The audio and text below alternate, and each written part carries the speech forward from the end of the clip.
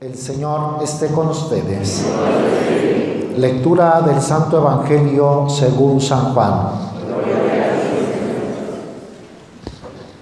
En aquel tiempo hubo una boda en Caná de Galilea, a la cual asistió la madre de Jesús. Este y sus discípulos también fueron invitados. Como llegara a faltar el vino, María le dijo a Jesús: «Ya no tienen vino». Jesús le contestó: «Mujer, ¿qué podemos hacer tú y yo? Todavía no llega mi hora». Pero ella dijo a los que servían: «Hagan lo que él les diga».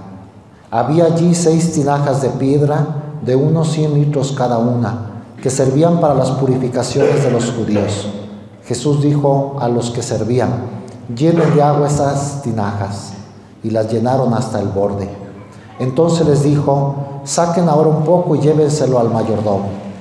Así lo hicieron, y en cuanto el mayordomo probó el agua convertida en vino, sin saber su procedencia, porque solo los sirvientes la sabían, llamó al novio y le dijo: «Todo el mundo sirve primero el vino mejor, y cuando los invitados ya han bebido bastante, se sirve el corriente.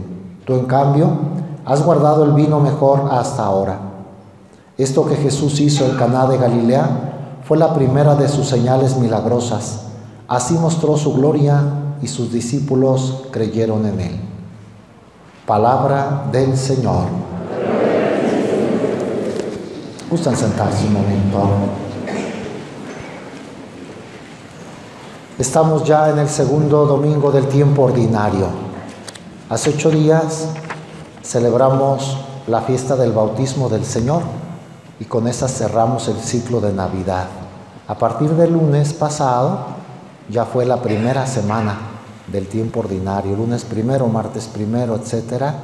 Por eso hoy es domingo segundo, empieza la segunda semana.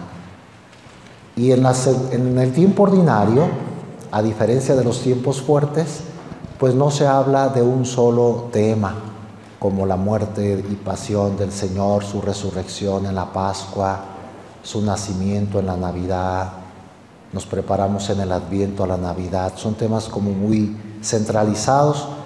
El tiempo ordinario habla de todo lo que Jesús hizo y enseñó. Y en los tiempos fuertes, todas las lecturas convergen, están escogidas para que hablen del mismo tema. En el tiempo ordinario no.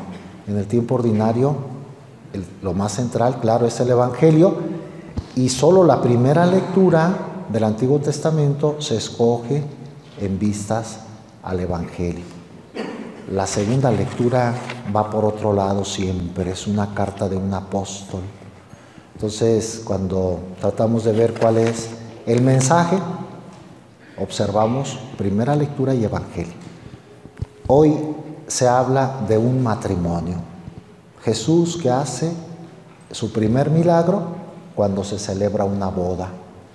Entonces, la primera lectura del profeta Isaías habla de una profecía donde Dios será como el esposo y la tierra de Israel la esposa.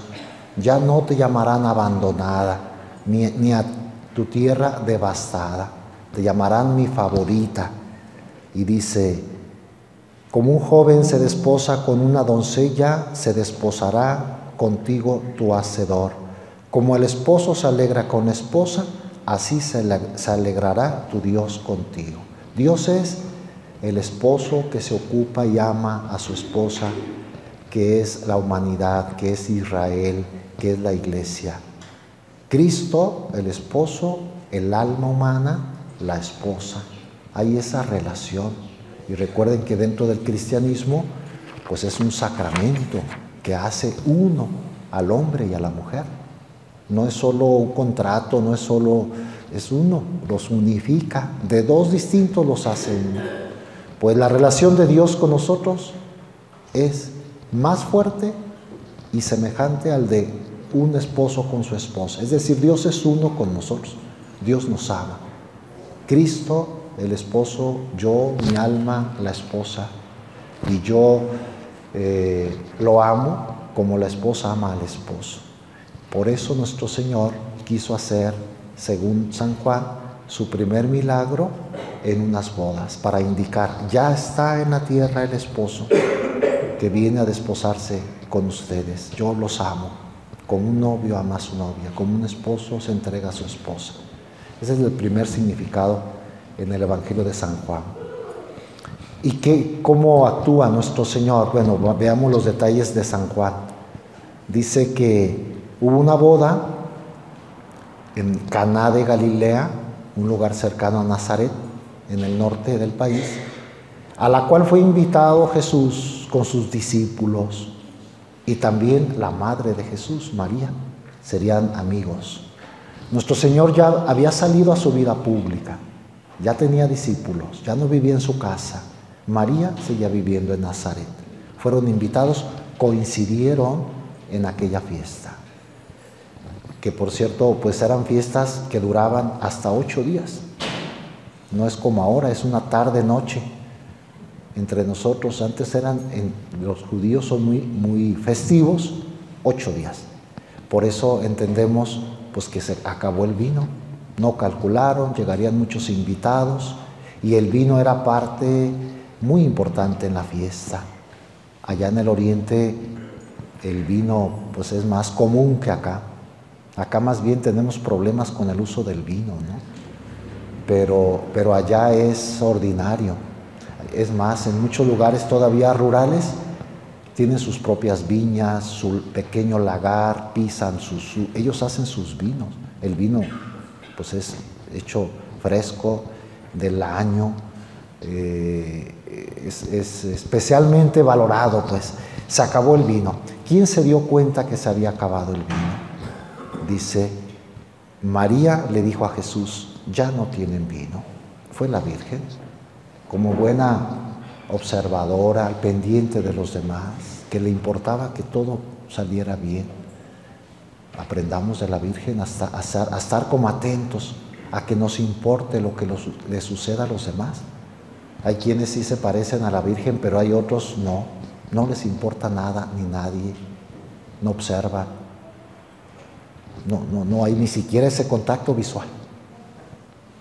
Hace poco hice yo antesala en un consultorio de fotografía, no consultorio, iba a tomar una fotografía y había gente esperando mientras pasaba y habíamos como 12 personas.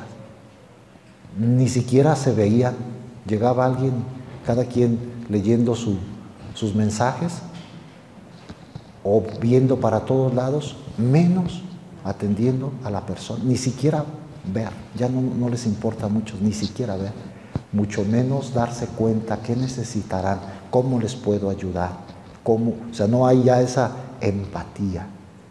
Necesitamos volver a los sentimientos cristianos. El que ama a Jesús, tiene a Jesús y sabe que el mandamiento más importante es el amor, tiene otra actitud, no egoísta.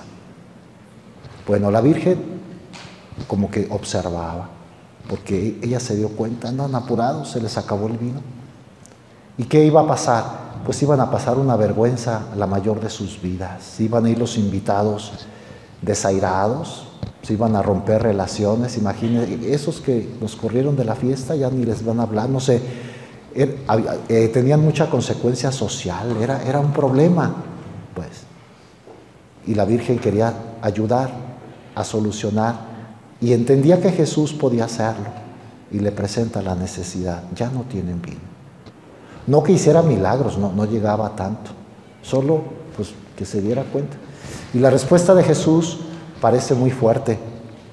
Mujer, así casi como poniendo distancia, ¿eh? Mujer, ¿qué podemos hacer tú y yo? Todavía no llega mi hora. Es decir, no es problema de nosotros. Además, tú, ¿cómo me pides eso? Es un poco fuerte la respuesta.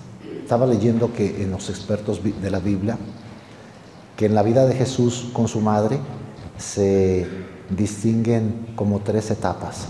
Cuando Jesús estaba en casa, en la vida pública, había como una estrecha relación, madre e hijo, mucho amor. Era la madre y el hijo. Él les estaba sujeto a sus padres, dice el Evangelio. En la vida pública ya no. En la vida pública Jesús quiso desentenderse de su familia para entregarse a su Padre. tengo que hacer la voluntad de mi Padre. Así como que no quiso tener ninguna injerencia de nadie, ni de su madre. Él era libre, nuestro Señor. En esa etapa estamos, ya estaba en su vida pública. Así como que no, tú en tu lugar, yo soy Dios y yo voy a redimir. Y según Dios, todavía no es la hora. ¿Cuándo sería la hora? En la pasión. En la pasión. Hasta que Jesús iba a morir. Y la tercera hora es la pasión. Otra vez vuelve María. De hecho, dice San Juan que en la cruz, junto a la cruz de Jesús, estaban María, su madre, y el discípulo a quien Jesús amaba. Vuelve a aparecer. Según San Juan, aparece en las bodas de Caná y luego ya hasta la muerte, hasta la hora. Ahí estaba la Virgen y ya estaba ella colaborando. De hecho, es posible que algún día se declare el dogma de la corredención. María, que junto con Jesús es corredentora. Ya había una estrecha unión. Pero en el ínter, no. Y esto queda claro. Nuestro Señor muy libre. ¿Sabes qué, madre? No nos va nada a ti, a mí. Déjame hacer la voluntad de mi Padre. Entonces no juzguemos mal al Señor, pero fue como una respuesta dura. ¿Y qué hace la Virgen? Tenía confianza en el amor de su Hijo. Y dice, hagan lo que les diga.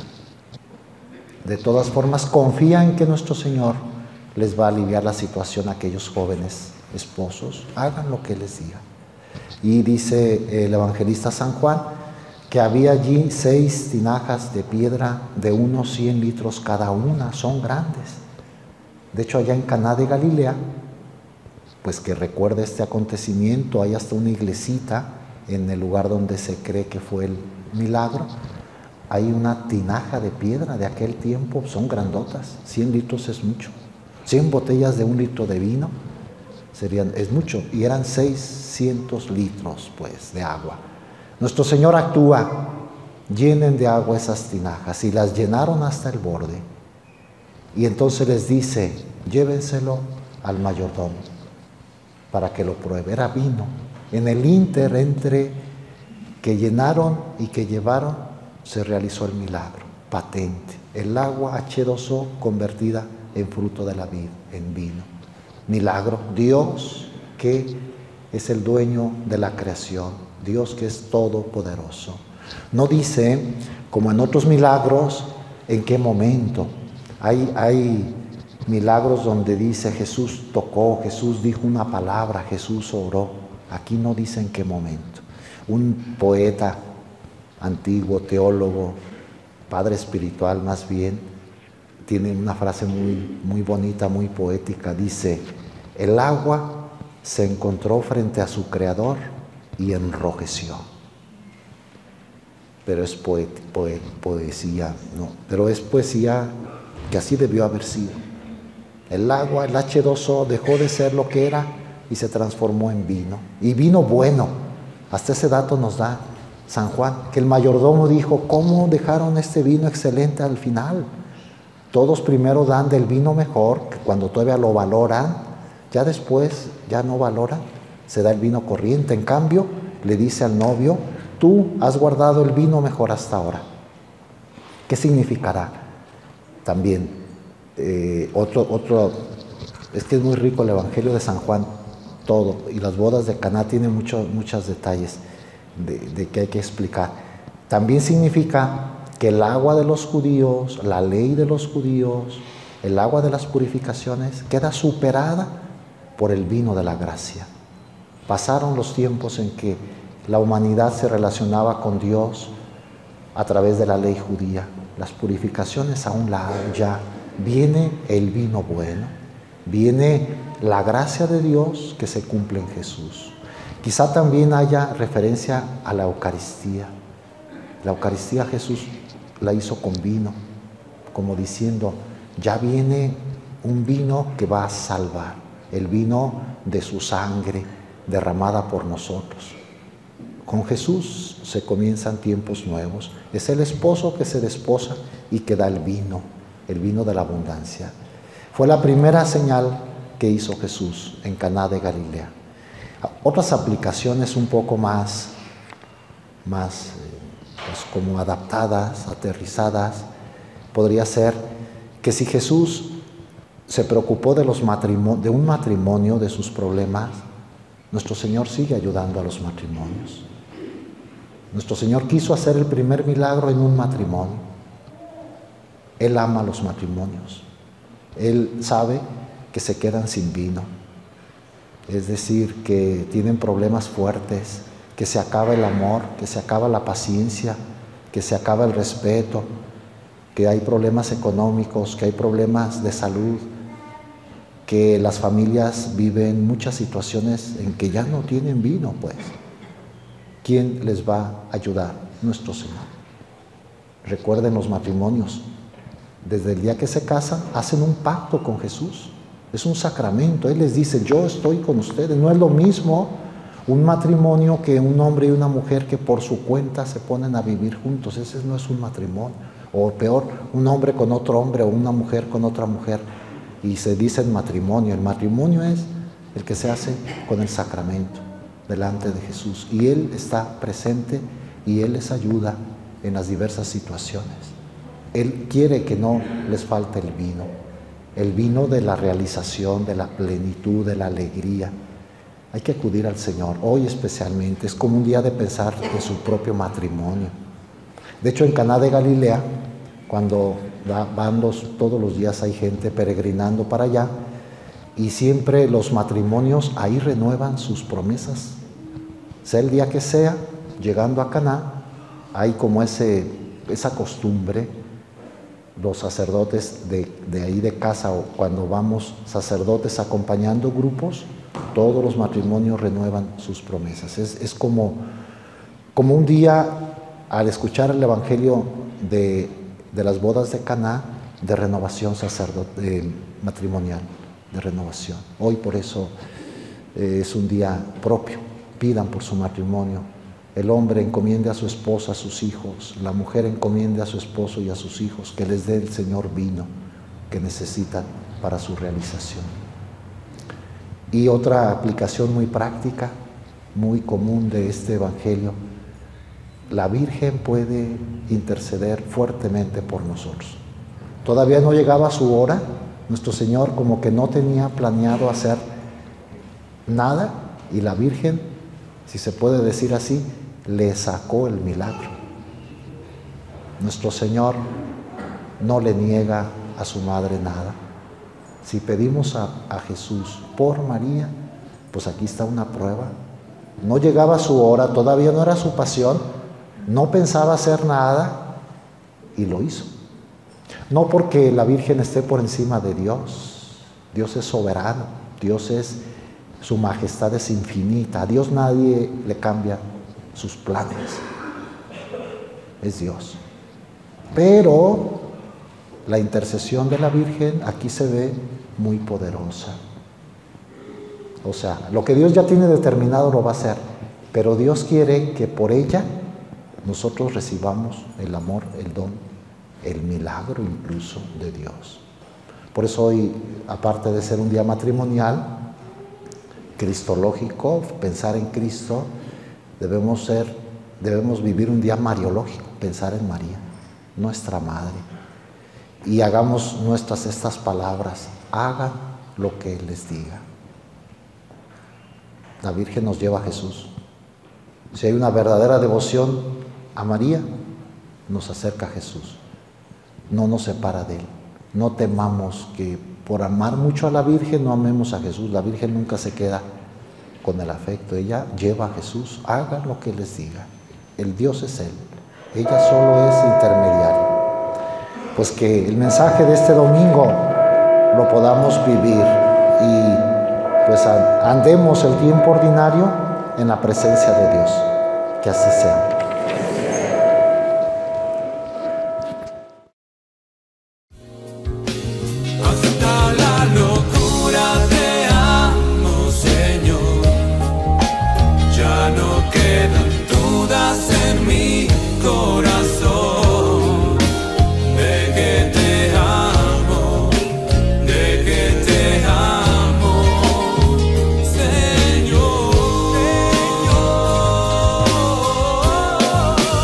Señor,